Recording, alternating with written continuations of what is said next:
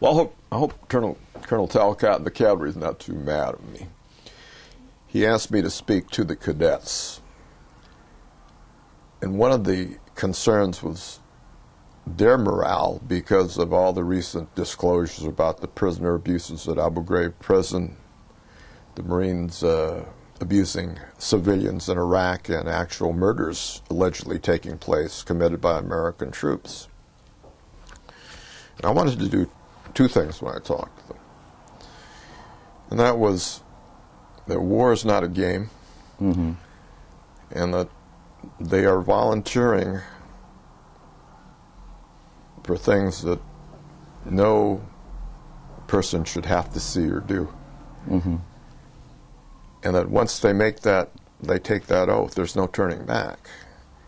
But they're going to be responsible not only for the lives of the 40-some-odd people in their platoon, but be responsible to minimize unnecessary and unjustified casualties among civilians in the area that they're in.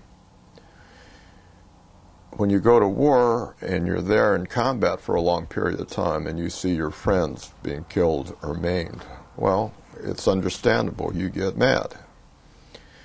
And it's understandable that even the most sensitive minds may become somewhat calloused as a defense mechanism because you can't see this over and over every day and give in to your emotions.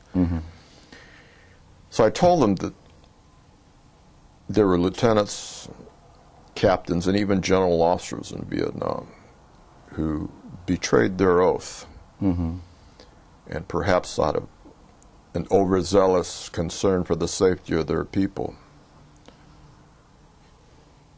either directed or turned a blind eye to atrocities being committed by American troops.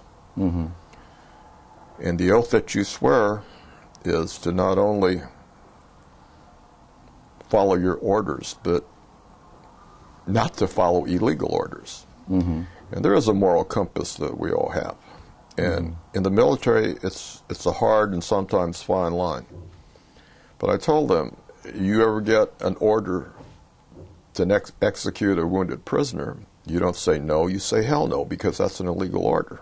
And it was hard, it's going to be hard, because especially in a war like Iraq, an unconventional war, there are going to be a lot of those kids I talked to by the end of the year may be fighting in Iraq or Afghanistan.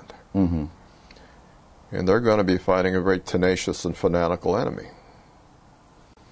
People that have no concern for innocent lives, people that are willing to kill with no regard for the niceties of the rules of war. Well, again, I don't know if the cavalry liked this, but I quoted a German philosopher named Friedrich Nietzsche, who said, those who battle monsters must take care that lest in the process they become monsters themselves. And I saw good men. I saw good young men, 19, 20-year-old kids that grew to be expert in what they did. They became very proficient killers. And a few of them, just a few of them, started liking what they did because they were good at it. And they killed people that should not have been killed. And I tried to tell those kids, it was very difficult to instill in them because we got something of the same type of admonitions and warnings when I was a senior in the ROTC. But, you know, going to war is like sex. You can read about it, you can do all the research you can talk to people about it, but you don't know how it really is until you experience it yourself. Once you get to war, again, there's no going back until your tour is over, so you live in that insanity, and that's what I consider war. It's the breakdown of rationality.